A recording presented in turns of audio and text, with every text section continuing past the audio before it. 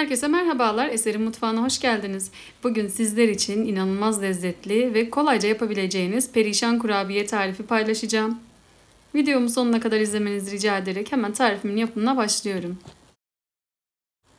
Kabımın içerisine öncelikle 125 gram tereyağı ilave ediyorum. Siz isterseniz margarin de kullanabilirsiniz. Daha sonra içerisine 1 yemek kaşığı sıvı yağ, 1 adet yumurtanın tamamını ilave ediyorum ve malzemelerimi karıştırıyorum.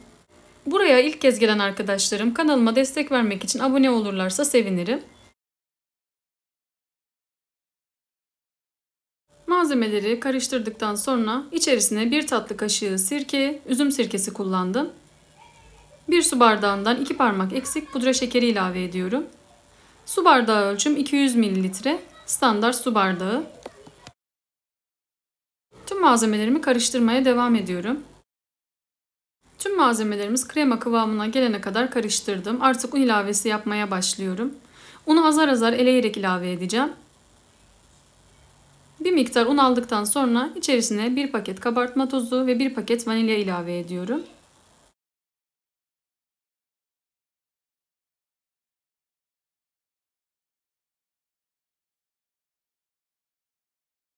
Unu ilave ettikten sonra içerisine 1 adet limon kabuğu rendesi ilave ediyorum. Ve tüm malzemelerimizi karıştırıyorum. Hamurumuz yumuşak bir hamur olacak. O yüzden un ilavesini dikkatli ekleyelim. Un miktarı unun kalitesine ve markasına göre değişir. O yüzden unun yarısını ekledikten sonra kalan yarısını dikkatli ekleyelim.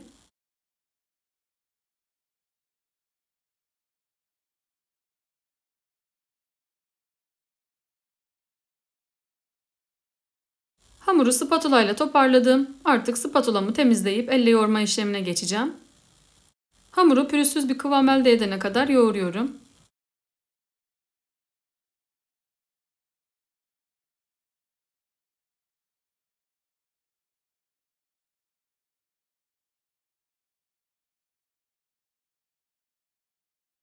Hamuru toplamda 2-3 dakika boyunca yoğurdum. Kıvamı gayet güzel oldu.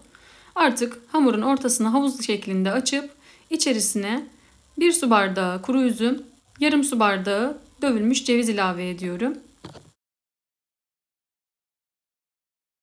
Ve daha sonra hamurumu malzemelerle karıştırıyorum.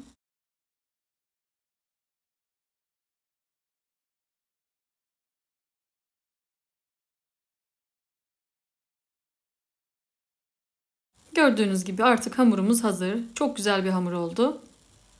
Siz içerisine farklı malzemeler de kullanabilirsiniz. Fındık, kuru incir, kuru kayısı gibi malzemelerle zenginleştirebilirsiniz. Artık kurabiyeme şekil verme aşamasına geçiyorum. Hamuru şöyle masaya alıyorum ve istediğim inceliğe gelene kadar açıyorum. Çok fazla üzerine düzleştirmiyorum. Bir kaşık yardımıyla köşesinden istediğim ebatlarda parçaları ayırıyorum. İstediğiniz şekli verebilirsiniz. Ben lokmalık olacak şekilde ayarladım. Bu ölçülerde toplamda bir tepsi perişan kurabiye elde etmiş oldum.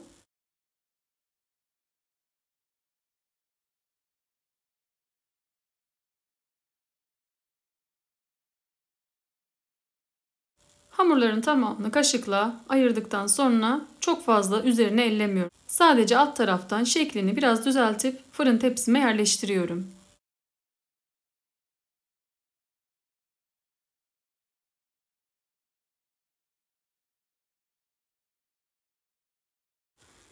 Perişan kurabiyelerimizin tamamını yağlı kağıt sermiş olduğum tepsiye yerleştirdim. Artık fırına girmeye hazırlar. 190 derecede önceden ısınmış olan alt üst ayar fırında 20 dakika pişirmeye gönderiyorum. 20 dakikanın sonunda kurabiyelerimiz fırından çıktı. 10 dakika kurabiyelerin soğumasını bekliyorum. Kurabiyelerimiz artık soğudu. Hemen sunum tabağıma yerleştirip sizlerle dokusunu paylaşacağım.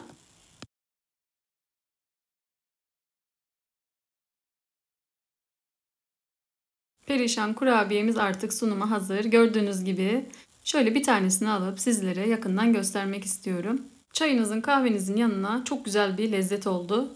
Çocuklarınıza da aynı şekilde beslenme saatlerinde verebilirsiniz. Gerçekten çok güzel bir kıvamı var. Ağızda dağılan güzel bir kurabiye oldu. Kesinlikle bayatlamayan bir kurabiye. O yüzden gönül rahatlığıyla deneyebilirsiniz. Umarım beğendiğiniz bir tarif olmuştur. Deneyecek olan herkese şimdiden afiyet olsun. Bugünlük de bir tarifimin sonuna geldim. Kanalıma hala abone değilseniz abone olmayı unutmayın lütfen. Görmesini istediğiniz arkadaşlarınızla tariflerimi paylaşabilirsiniz. Zil sesini açarak paylaşımlarımdan ilk siz haberdar olabilirsiniz. Farklı ve lezzetli tariflerde görüşmek üzere. Kendinize iyi bakın, hoşça kalın.